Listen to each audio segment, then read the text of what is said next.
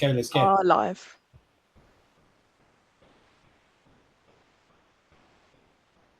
Hello everybody and welcome back to OAG's latest webinar where we're going to take a look at summer in the US. It might be the hottest day of the year here in the UK, but I am sure it's way hotter in parts of the US, just I think better equipped to handle it. So we'll try not to obsess too much about just how hot it is here, but yeah, let's dive in and get started. So the focus, as I said, is going to be the US market today, and who better to help us explore that than Rebecca Francosky, Director of Air Service Development at Atlanta.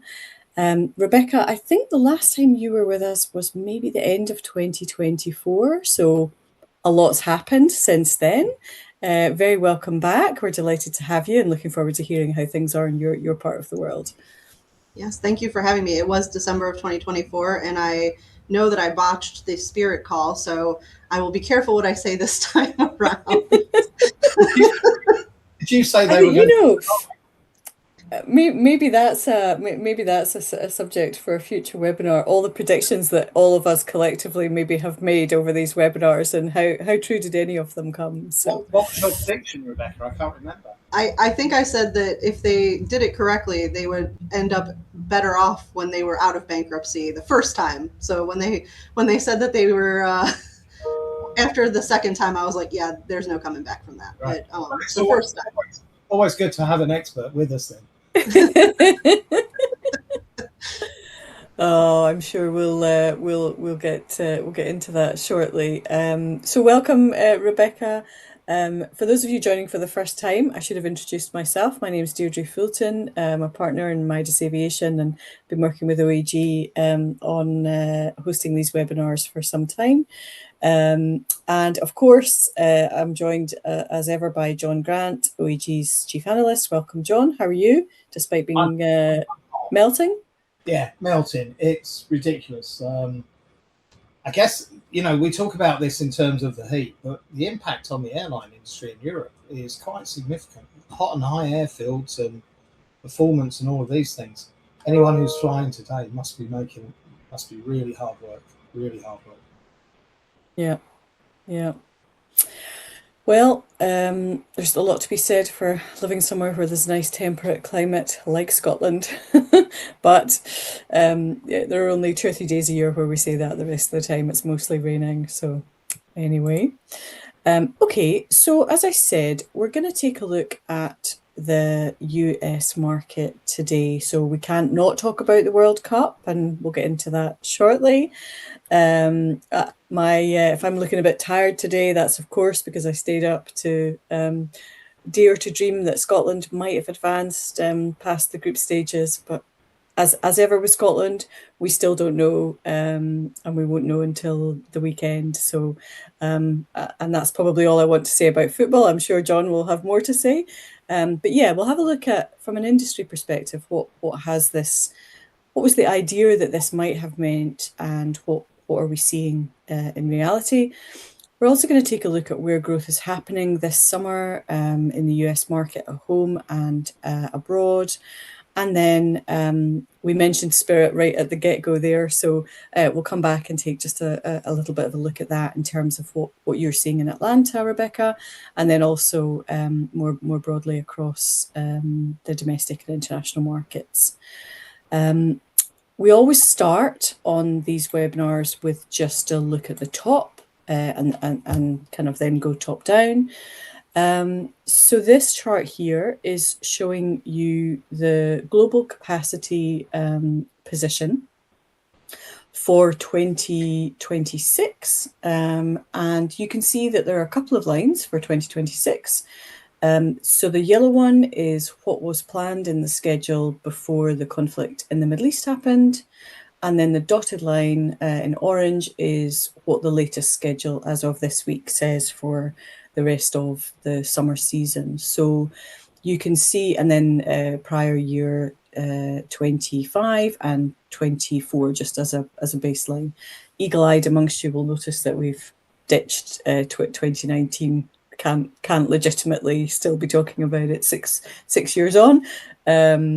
So you can see, the kind of immediate gap globally to capacity, and here we are now in June. We've got tentative peace agreement in the Middle East, and the schedule would have you believe that capacity will return and indeed more than recover from the rest of the year. But I think that remains to be seen, doesn't it, John? It's not a given for sure, is it? No, I don't think it's given. I think it's amazing how quick capacity does come back when all the signs are positive and there's resolution of these geopolitical disputes. But it's quite amazing how quickly airlines can flip their networks. So during the latest disruption, European carriers shifted capacity away from the Middle East and found other markets for it. British Airways dropped most of their Middle East flying and added more frequency to India and to South Africa, and a bit more transatlantic work for their fleet. And others did similar types of things. So it's amazing how quickly airlines flip, and it's also amazing how quickly they come back. I mean, at the moment, and Rebecca can talk more about this, some of the Middle East airlines are actually operating more flights now than they did this time last year. And this is 2 weeks after the settlement has been agreed and peace has been restored. And they rely predominantly on connecting traffic. So, they're being pretty bullish about the recovery. They've still got a way to go, but when you got Becky, you've got Etihad have actually operated completely through the disruption, haven't they? Yes, they reached out not long after the conflict began and said, we're going to continue flying. We think this is an important route, and we don't really see as much of a disruption. On the other hand, you had Qatar, who said, we're stopping immediately, and just returned, I believe, last week or maybe the week before. So it was two kind of different stories from two different Middle East carriers. And, Qatar has, like I said, resumed service, but it stopped in February and didn't return until June. So that's a pretty long window of time before they decided to really pick the market back up. And we have a large unserved market to India, and that's one of the main routes to get to India. So, once we actually get the data, it'll be interesting to see how people kind of rerouted in that period of time. Whereas you have Etihad, who was just continuing to fly daily back and forth between Atlanta and Abu Dhabi. I think it's I think the interesting thing to look at over the rest of this year is going to be the extent to which some of those reroutings stick, in terms of people finding alternate ways to go. Our sort of fallback position, I guess, is that, when we were looking back a couple of months ago about the volume of the connecting market, in particular over the Middle East, is so significant, and the capacity offered by those carriers is so large that there isn't anyone else that can step in and fill the gap. But I think what you've got at the moment is still a bit of a mixed picture from the demand perspective. So whilst in the UK we've seen the Foreign and Commonwealth Office give the okay to people to travel to the region very, very quickly, actually, on the back of the peace deal. And I think a couple of other countries have. There are still some markets where France, Spain, for example, where there's still we don't recommend you travel to the region, which from an insurance perspective means that, people don't feel confident in booking. And I suspect that there's going to be a lag, isn't there, in terms of time about people's perception of is this the way I want to go, unless I have to, unless I need to get to India, or unless I need to get to a particular market. This particular conflict is over, great, but we seem to forget that there are always other geopolitical events occurring. So at the moment, Indian airlines can't fly through Pakistani airspace. That means effectively they can't fly to North America. China has instructed its airlines not to fly to Japan because of the political dispute. So there's always these things happening. The traffic will inevitably catch back up and revert to going through the Middle East, because it's the only way to get to many places effectively. And the only thing that may have happened is Turkish Airlines in Istanbul has perhaps had a 5-month boom period. Yeah. We do have direct service to Turkey, and I was watching.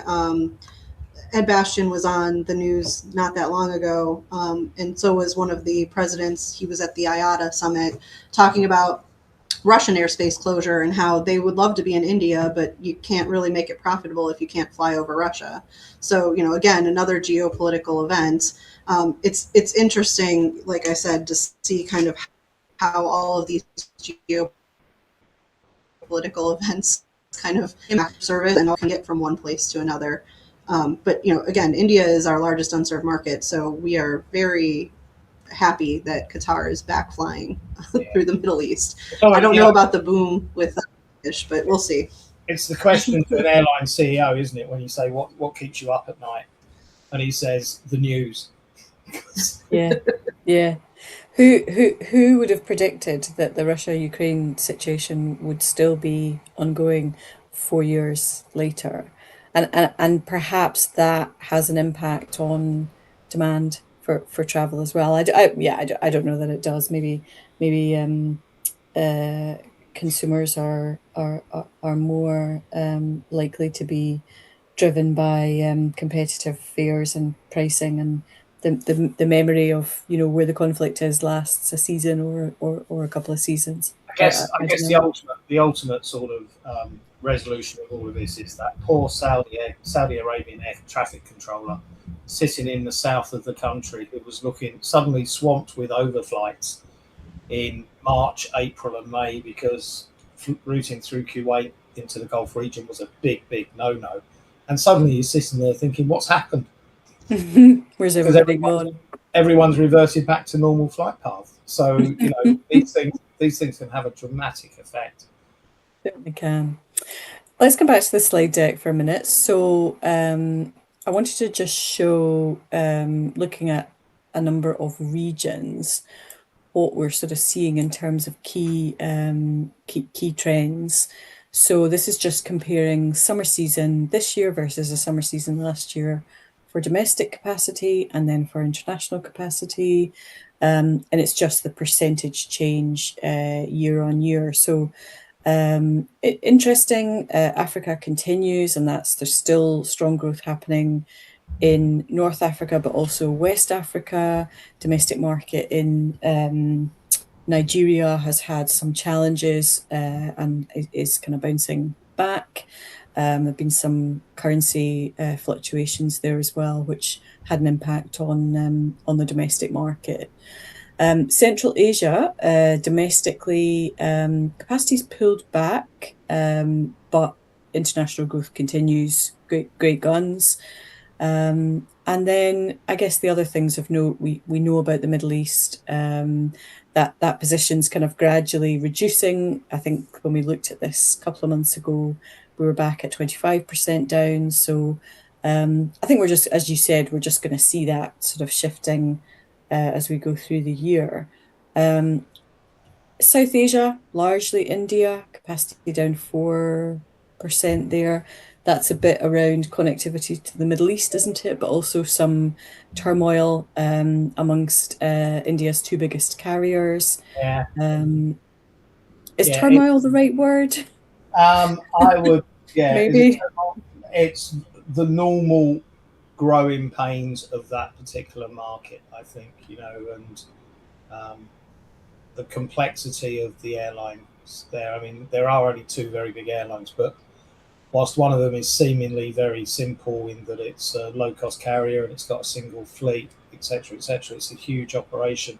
Air India, you've still got the integration issues that they're trying to work through with all the aircraft types. They've got aircraft in for refurbishment. It's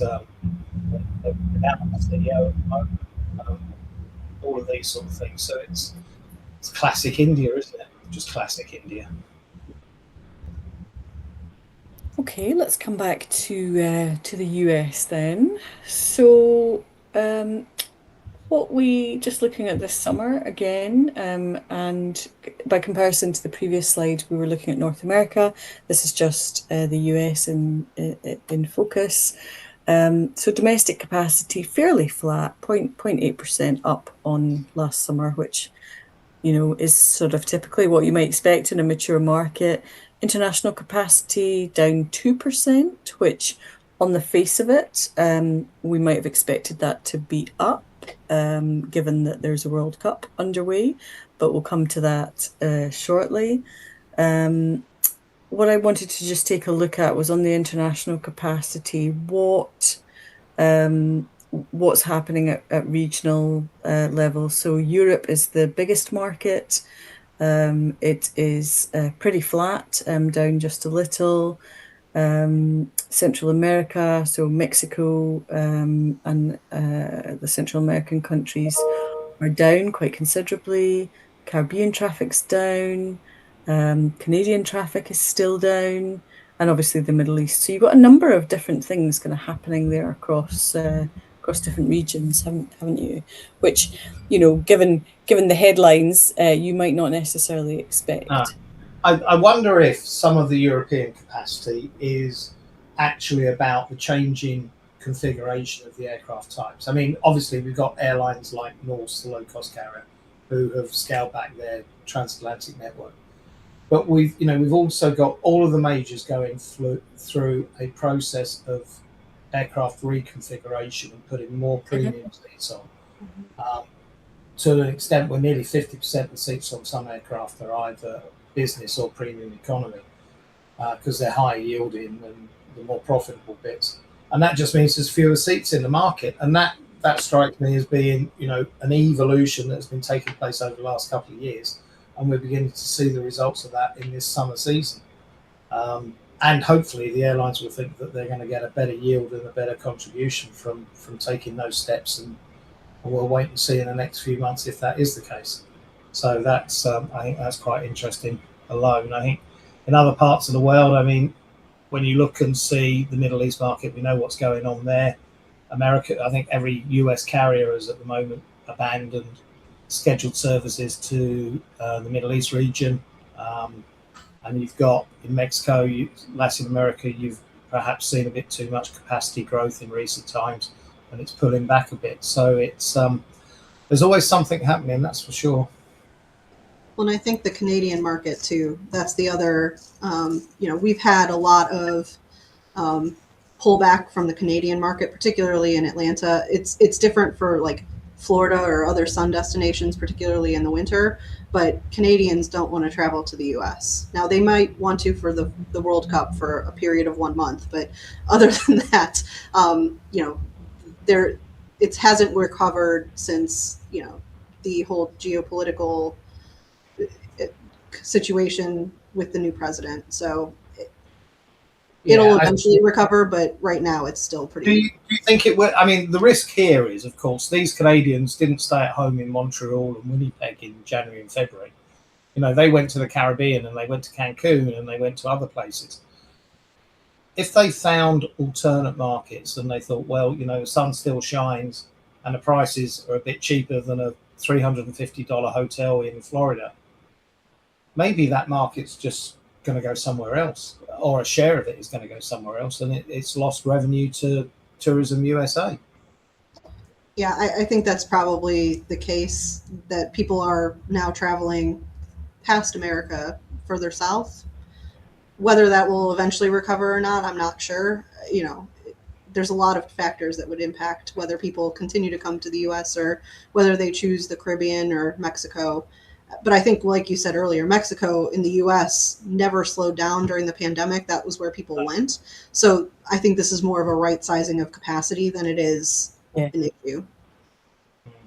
And I think this is actually this is the first, if you think about last year, yes, we started to see US Canada traffic fall.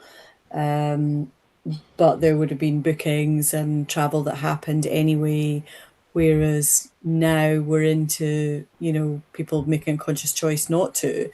it will be interesting to see whether there is a shift, or it's okay, well, we're going to go to Europe, or we'll go to Mexico or the Caribbean, but actually it's not the product that we were looking for, or maybe it is. So I think we haven't really fully got the answers to that yet, but interesting to observe, definitely. Well, on a more slightly more positive note, there is so obviously headline European capacity is pretty flat from the US, but there are a number of new routes this summer. So this is just routes that have been added this summer versus last summer. The color coding relates to the airline that's operating them. And we thought we'd just use airport codes just to test our audience there. But interesting to see some secondary destinations now being added by primarily US carriers, and some of those regional destinations like Glasgow, coming, Milan, Malpensa coming back in. So that sort of love affair that we saw with people coming to Europe from the US continues, doesn't it? We're still seeing people traveling to explore Europe despite the heat. Or you guys over there are far more accustomed to it than we are. Yeah, it's a huge. I mean, that's a huge amount of capacity, and as you say, quite a bit to secondary markets, destinations like Malta, Porto, Santiago. It's.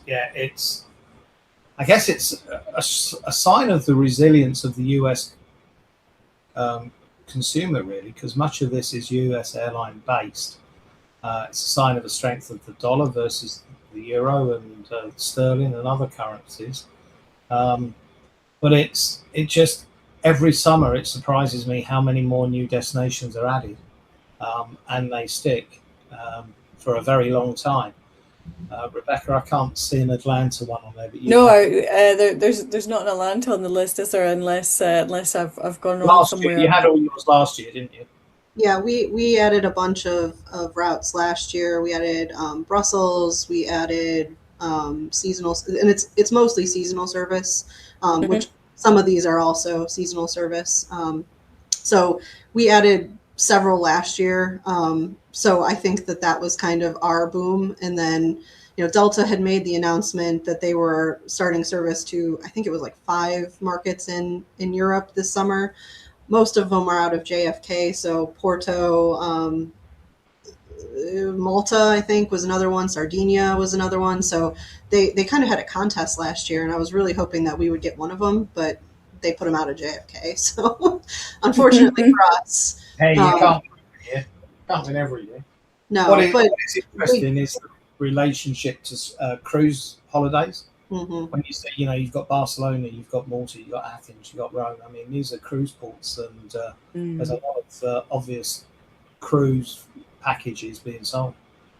And we added, so we did add capacity, but it was adding additional on the shoulders rather than adding new destination. So we're still, looking pretty good in Europe. It's just a different type of capacity add rather than net new service.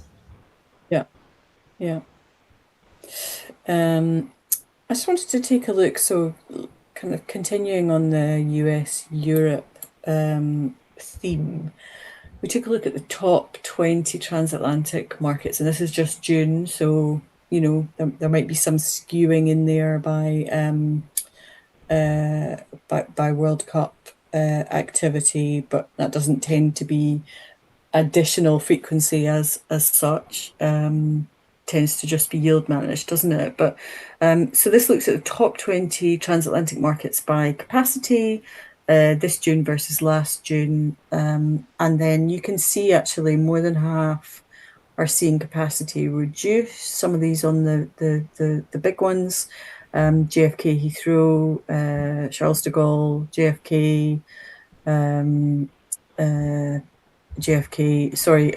Charles de Gaulle, LA. So there's kind of an interesting LAX Heathrow down as well. So should we be concerned about that, John? Are there alarm bells ringing about No, some of why these should you, key no, markets? why be concerned? I mean, if there's less capacity and you assume demand is similar or close to last year, this is going to mean higher airfares. Yeah. Are going to be Well, a you higher. preempted my next slide, didn't Sorry, you? just by virtue of the price of oil, and the principles of supply and demand, airlines would hope that they're going to make more profit on those routes this summer than they did in previous years. And interesting that there are some different things going on in that. So yes, as predicted, and this is just a mix of all international routes. And this is quarter. It says quarter one, but it's quarter two. I was too hasty there with getting the chart into the deck. We can see there, so 5.6% reduction in capacity quarter two versus quarter two last year. Actually, fares are up in both directions. So these are average economy fares weighted by capacity. So, and you can see that same thing happening on Paris, New York, capacity down, fares up. Interestingly, LAX Heathrow, you've got reduction in capacity, you've got outbound fares, so that's the LA to Heathrow direction up, but a reduction the other way. Now, whether that is about an attempt to stimulate demand back into the US, don't know, or we don't know how many tickets have been sold in each direction, or we do, but we haven't put it here, and that may be a drive in all of this. I mean, the theory in this then says, Deirdre, when we get down to only one seat between JFK and Heathrow, the price will be a million times more expensive than it is today. But this is, the only exception you've got on this is LaGuardia Toronto, where you've got capacity up by 1%, and yet the fare's down by 26% as the airlines try to stimulate a recovery in that Canadian market. That who don't want to travel. Exactly. Well, even if it's 6% cheaper, they're not sure they want to travel. Yeah. So I think it shows that the principles are working and everything seems to be in alignment, but I'm not sure that's the case on domestic routes, is it, Becca? No. Let me just move to let me just move back to the domestic slide. I've got the same slide for domestic routes, the same data set.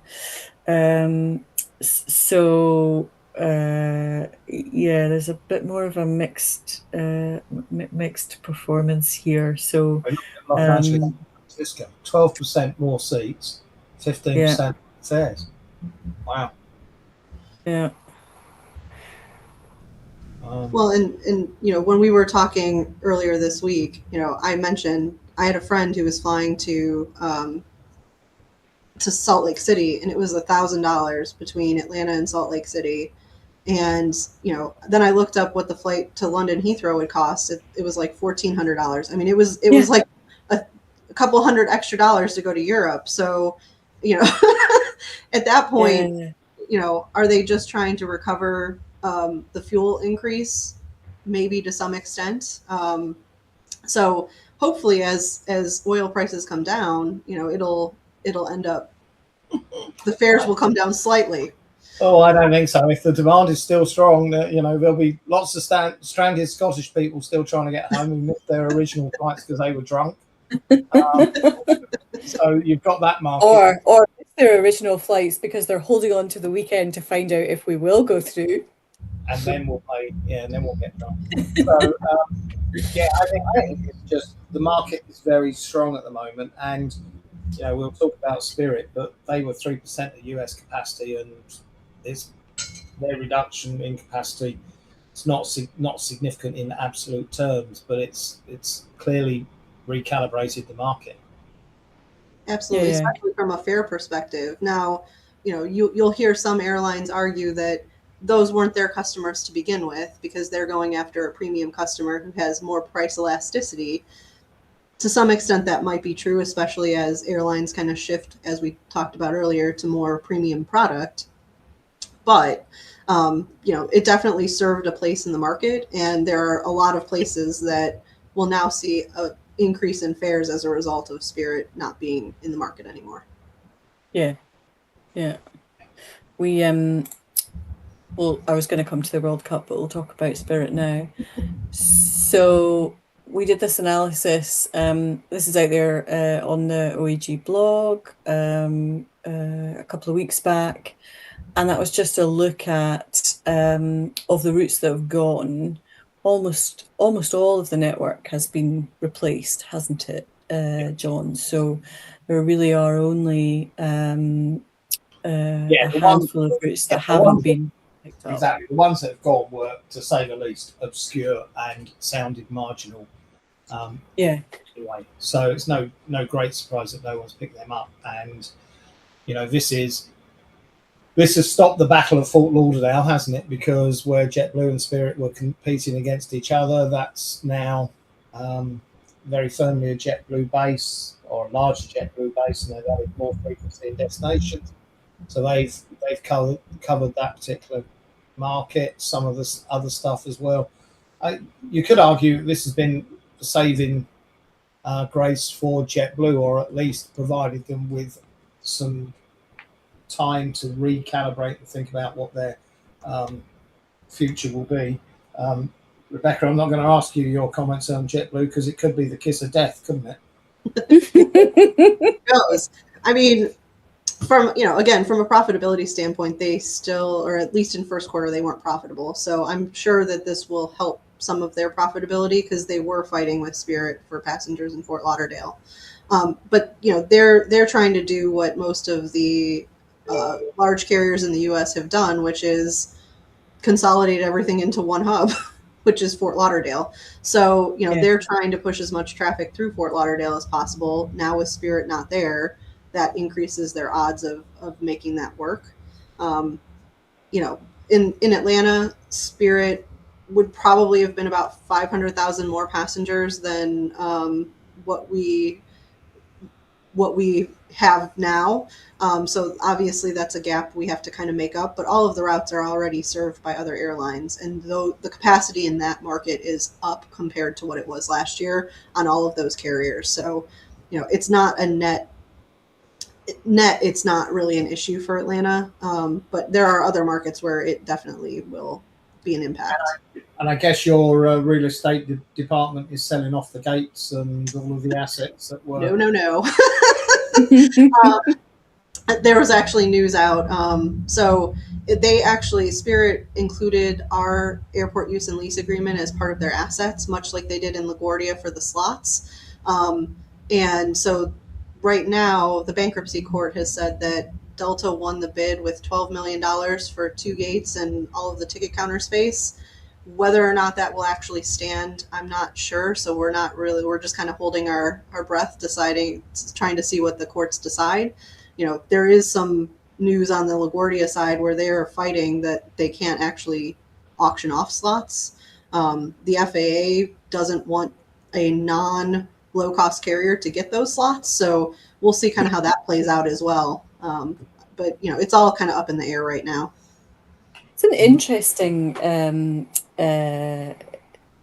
of reflection on the difference in the US market to other places, because is it completely unique to the US? I feel like it may be, where in many airports in other countries,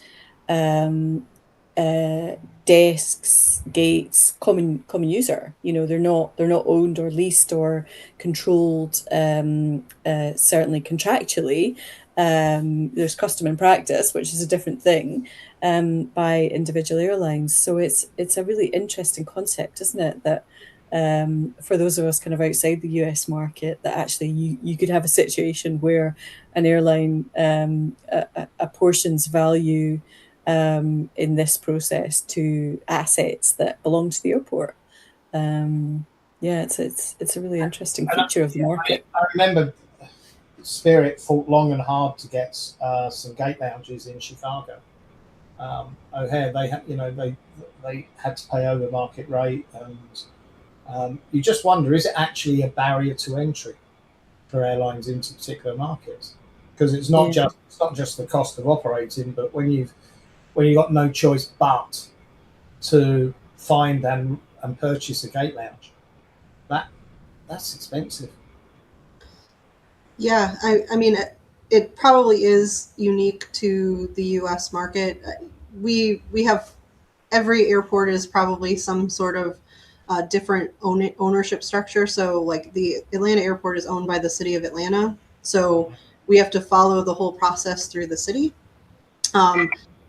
But and Chicago is also a city run, so that's kind of an interesting connecting point. But not everybody is. Some are authorities, some are county governments, some are different types of government structures, some are just privately owned. So it kind of runs the gamut, and that impacts how gates are done, how ticket counters, all of that. Now we do have common use facilities, mostly on the international side, so we kind of got that right. But on the domestic side, it's all kind of leased space. So yeah, and I guess the FAA's desire for those slots to be used by a low cost carrier, I mean that would be seen as market interference, wouldn't it, in other parts of the world? Probably. What's interesting though is I think the FAA outright said that if it doesn't go to a low cost carrier, they'd rather just see the slots go away, which is also very interesting. So wow, that is interesting, isn't it? Particularly if you're at a constrained airport. Well, I guess it partly alleviates the problem of congestion and arbitrary capacity limits that have been put in place at some airports in the US this summer. I mean, Newark is constrained, isn't it, by FAA requirements at the moment? Yes. So I think that they're trying to relieve some of the congestion in the New York airport system. So if they say low cost carrier or nothing, then maybe the judge will say, okay, fine, low cost carrier. I don't Yeah, interesting. It's an interesting one. Right, let's talk about the World Cup for a moment. So it's obviously it's happening, it's live, there's lots of media about it all, there's lots of people spending their life savings traveling from places like Scotland and Jordan, and I'm trying to think what other countries are there for the first time. There's a handful, aren't there? Well, they're not I can tell you they're not flying from Iran. Well, no, they're not. But that's a whole separate other topic. What we've done is just taken a little bit of a look at host cities. So across Canada, the US, and Mexico, and there's a little helpful map that just shows where they all are. And then looked at capacity this June versus last June, and domestically and internationally, and it's a mixed bag. Over half of the host cities have seen domestic capacity increase. Biggest growth is in San Francisco, Philly, and Guadalajara. International capacity, again, just over half have seen an uplift, but there are some considerable variances within that. So there's a kind of general principle, isn't there, John, that the media would have you believe that any big sporting event brings an incredible boost to a city, a country, a location. Yeah. And the reality is it just often isn't borne out, is it, in terms of an impact there and then. Certainly sometimes you get a knock-on effect, don't you, after the event? Yeah, and I think Atlanta was one of the first cities where it was actually studied in some detail when the Olympics were held there. I mean, local residents stay at home because, hey, it's a chance to watch the Olympics and it's going on your doorstep. And inbound tourists are put off by the fact that when you look 6 months in advance, hotels have suddenly put their prices up by 50%. And they think that it's not worth it. And then, 4 weeks before the event, the hotel prices come falling down, and the aircraft are empty. Air France actually cited the Paris Olympics as costing them over 20 million in their summer program because people didn't travel. In London, Thomas Cook went out of business as a tour operator because they bought a whole load of hotel accommodation stock in advance at high prices that they couldn't sell on. So they're a whole. It's a myth that you're going to benefit. Maybe in year two, the halo effect, and people want to return to the United States. But at the moment, generally what we're seeing is stadiums that seem to be full of people, and very hot environments. And, that's not perhaps promoting the attractive part of the United States tourism product that people will want to see, the great outdoors, the beaches, the sights, etc. Yeah. I think the Paris Olympics last year were a great example. Was that last year or the year before? I feel like I've just I'm lo- traveling. lost the lost a year there, and somehow. But yeah, they were a good example of very cleverly located events that showcased in the background Versailles or the Eiffel Tower or whatever. That's way harder to do in the context of of football stadiums. But you're right, that kind of halo effect potentially can be a thing. There was an interesting story this week from Skift that looked at kind of that point around what are you seeing in terms of the hotel dynamic in some of the host cities. So the average daily rates more than doubled in Mexico City and Guadalajara, and significant up increases as well in New York, New Jersey, Toronto, Vancouver, all up 30%, more than 30%. So, that's the horrifying looking up how much is a hotel going to cost me increase. However, occupancy, so this is just looking at the week of mid June, so last week, 10 days ago or so. Occupancy rates not really delivering what might have been expected in terms of Yeah, I mean, because what was promised. interesting numbers there. I mean, Guadalajara down by 35%. Can you be surprised? What is the probability of a South Korean national or a Czech national finding their way to Guadalajara? They wouldn't even know where it is on the map in most cases. And in Boston, Haiti versus Scotland, any sensible Scottish visitor to Boston for that football match would not have booked a hotel room because they know they would have been blind drunk and would have fallen asleep on the streets of Boston. I think they just partied. I think they just stayed all night out all night and partied. Whatever your definition is, that is that. But the key point is some of these games are, expanding the competition to 48 teams has resulted in some matches being actually quite unattractive. And therefore getting the national supporters to those destinations, it's like you've got to be a diehard. You've got to be an absolute diehard. It's interesting as a local, perhaps, to watch South Korea versus the Czech Republic. But beyond that, I don't know. Well, I think we talked about this too. Sorry, that because it's so spread out. That's the other thing is, for the first round where your team is playing, but then after that point, you have no idea where they might be playing.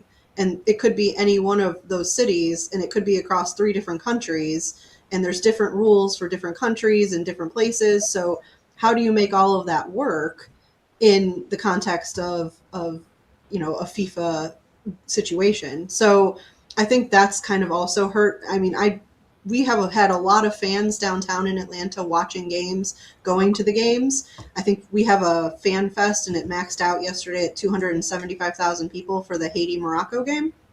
Wow. But again, where are they coming from? Because it's probably they're not coming through the airport for the most part.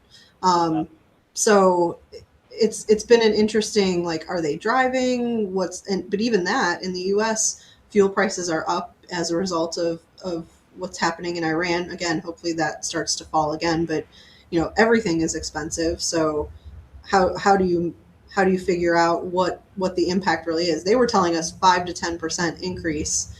We haven't seen that thus far. We're not seeing that. That's interesting. And planning is of course difficult, for a supporter, unless you're Scottish. This is the gift. It really is. If you're Scottish, you know your fourth game is going to be in Glasgow or Edinburgh, isn't it? Well, we can dream, though. We can dream. Yeah. We have had some charter traffic as a result of FIFA. So Royal Air Maroc actually did fly charters to Atlanta for the game that happened yesterday. So I think that as the games progress, so we have a semifinal game July 15th. I think as time goes on and as that happens, we may see that bump. But for this first round, it hasn't really happened. No. And you're right, aren't you? It doesn't. You don't tend to see it in schedules, because what airline has the ability to turn on no one is going to frequency on and off at this point in the season. They just don't. Well, unless you're Air France, and then you realise it was a big mistake. You just don't. You don't put capacity on. You manage. Yeah. Okay, I think you covered this one mostly, Rebecca. So this was just a headline view at Atlanta this summer. So this is summer 26 versus 25, and your domestic position looks pretty flat at this point.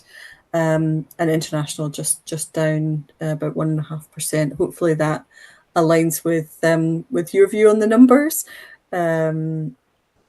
Yeah, and again, domestic, at the first quarter mark when the Iran war started, when people were starting to talk about, their earnings calls, Delta, which is 80% of our market here in Atlanta, said they're basically keeping capacity flat year over year. So the fact that it's up slightly is good, especially considering the fact that Spirit came out of that market. So we're looking relatively good year over year in terms of total passengers. Last year we had 106 million people. So we'll probably hopefully hit that. I think we're slightly down right now year over year. International, like I said, a big portion of that is the Canadian traffic. We've had a big pullback from our Canadian airlines. WestJet, Air Canada have pulled back capacity.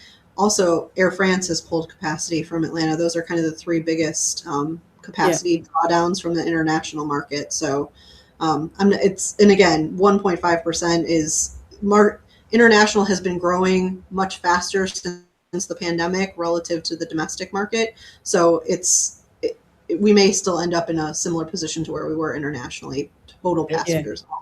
It will be interesting to see how passengers change that dynamic, perhaps as you go through the rest of the summer season. We're just a few days away from the end of June, and the half year sort of second quarter results will be published by the US carriers before the end of July.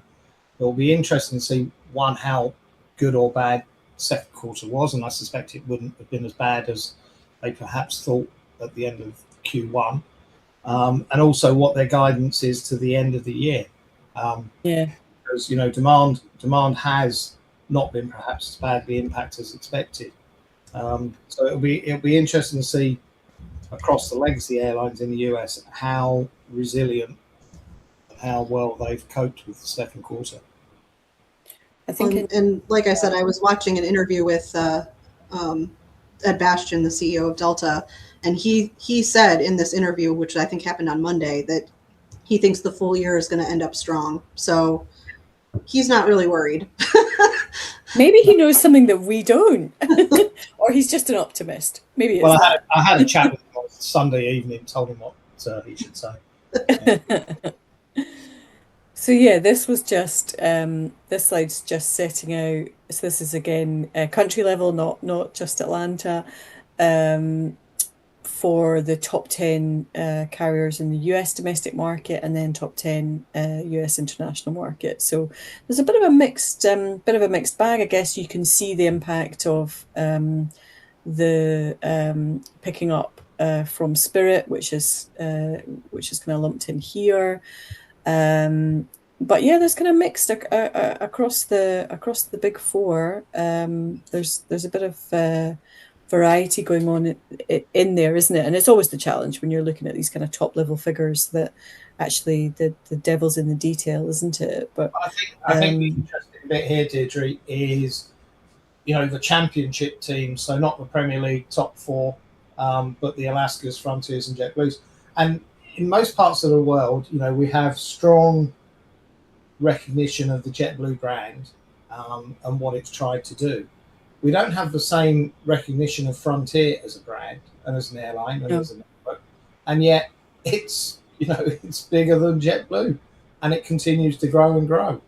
How much have you got of Frontier capacity in Atlanta, Rebecca? Is it?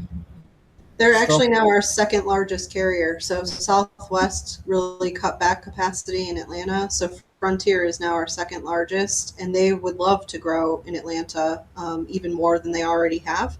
I think we're like, I want to say 5% of their total market, something to that effect. So we're pretty significant in their network. And again, their growth rate in Atlanta isn't quite that strong because last year they really increased their overall flying in and out of Atlanta to make it the second largest. So, and we're just kind of at a capacity situation right now where we're trying to figure out where we can fit them in so that they can continue to grow here in Atlanta. Maybe they should have bid 12.1 million for those extra 2 days. Absolutely. I don't know if they're in the financial position to do that because they also lost money. I'm not sure they are. They certainly wouldn't admit to being in a financial position to be able to do that, I guess. It's not in their DNA, is it? So no. But yeah, interesting. And then internationally, a more straightforward position, I think, certainly in terms of the Premier League, if you will. Closer kind of positioning there in terms of whether they're sort of fairly static or slightly up or down, and some interesting moves there that don't really belie what we saw in some of the other stats about the transatlantic market, what we know about the US Canadian market. So whether that's just reflective of other things going on in terms of gauging of aircraft, not sure, but we probably need to dig into those a little bit more. Okay, let me just, because we've skipped around in our slide deck a little bit. We talked earlier about fuel, and this, still the reality of the situation kind of prevails. It's not going away. It's not. Fuel prices are still considerably higher than they were this time last year. And that's going to bite, isn't it? It's going to continue to bite. Yeah, for a while. I think, it takes time for the whole market to settle back down, for supplies or the continuity of supply to be returned. Apparently, price of oil is now below what it was in February. So that's another positive indicator. But for the airlines who are not hedged, and that includes most of the US majors, they are going to be paying slightly more, or a lot more than they anticipated for the next couple of months, that's for sure. But it's... Do you think, Rebecca, are we were talking there about everything being more expensive. Do you think we're going to see demand constrained domestically for some time to come because of that? Are people really feeling the pinch in terms of gas prices and everything being more expensive? Yeah, I think it's kind of a tale of both ends of the market. So the more people who would favor more of the low cost carriers or kind of that middle tier are probably feeling the pinch a little bit more than some of the,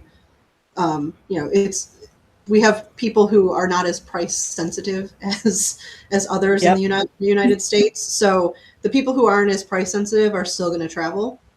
But the people who have that price sensitivity, there's going to be a drag on the overall market, because I feel like there's a lot more of them than there are of people who aren't as price elastic. So I don't think it's going to be quite as bad as like the 2008 global downturn.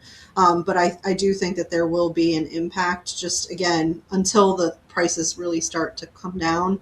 Affordability is a word that we hear almost every day on the news here, whether it's housing, whether it's groceries, whether it's gas, all of that is going to impact travel eventually. What some markets more so than others. Right. And of course, you've all got to pay for that new swimming pool that's been built in Washington, haven't you? That pool was there. They just redid it. Okay. And didn't they do it well? Back to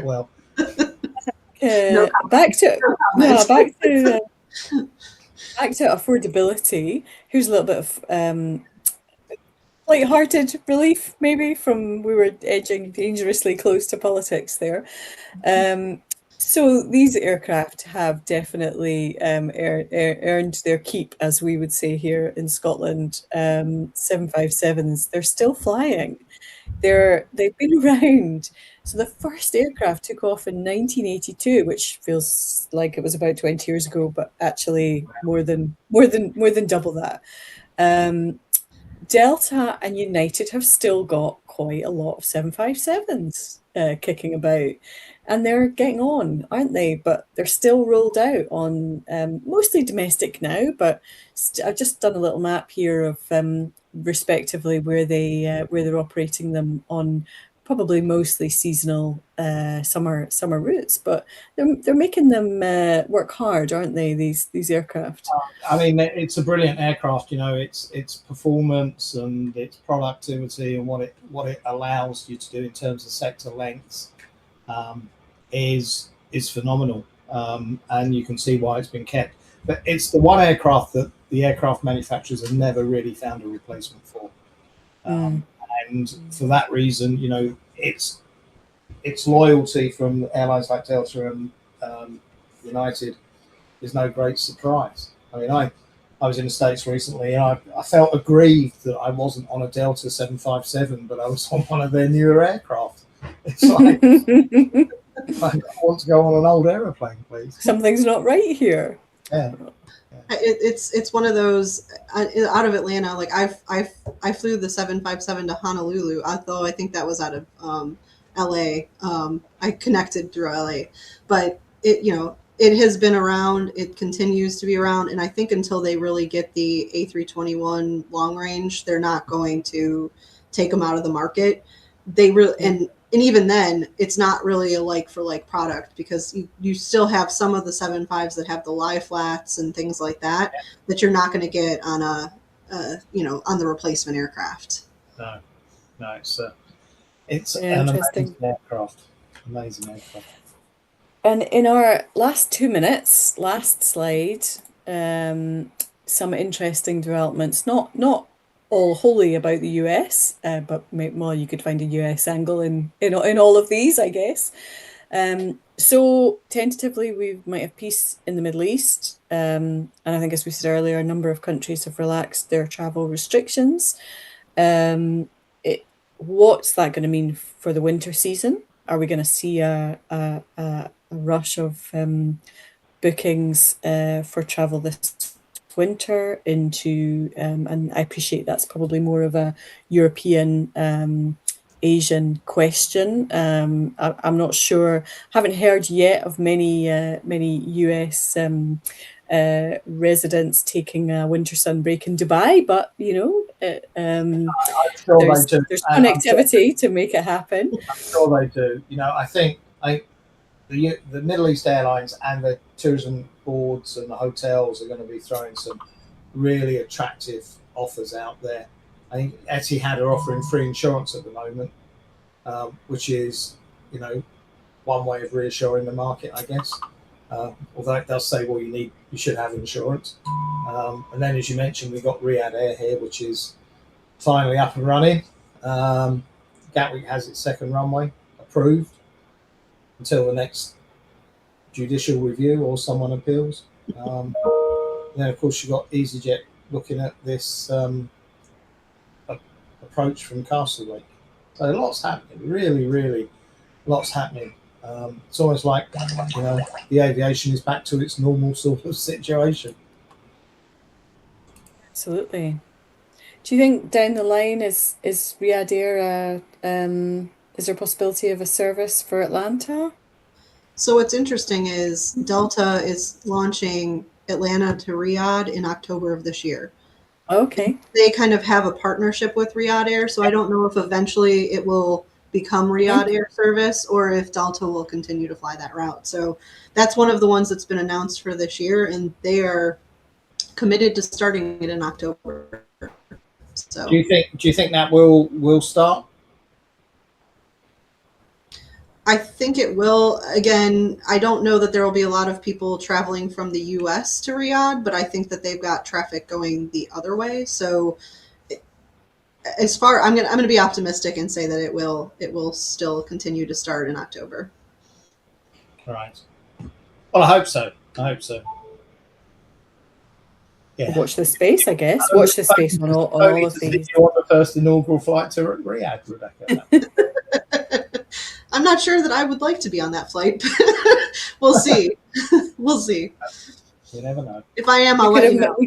We could have met you. We could have met you in Riyadh for the Roots event, but it's relocated, hasn't it, to Frankfurt? So to Frankfurt, it was scheduled right before World Roots. So maybe that was on purpose, and now that it's moved, who knows? Yeah. Okay. Well, I think that's us out of time, unfortunately. Thank you so much for joining us, Rebecca. It's been great to chat with you.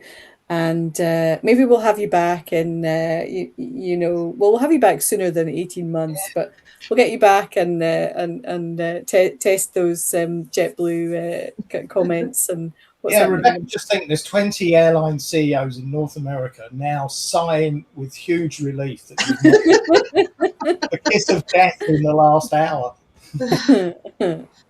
Exactly. I'm happy to be here anytime. Oh, perfect. Great. And thank you, John. Thanks for your thoughts. Your ringing endorsement of Scotland's chances in the World Cup. Right. Eternal hope. Thanks everyone for joining us. We'll send out a copy of the slide deck and the recording later this afternoon. And we'll be along again at the end of July on our next webinar. So look out for details of that coming soon. And in the meantime, you can follow along with OAG's blog, where we regularly put out content that covers the sorts of topics that we've talked about today. So thanks everybody for joining us. Thank you. Thank you.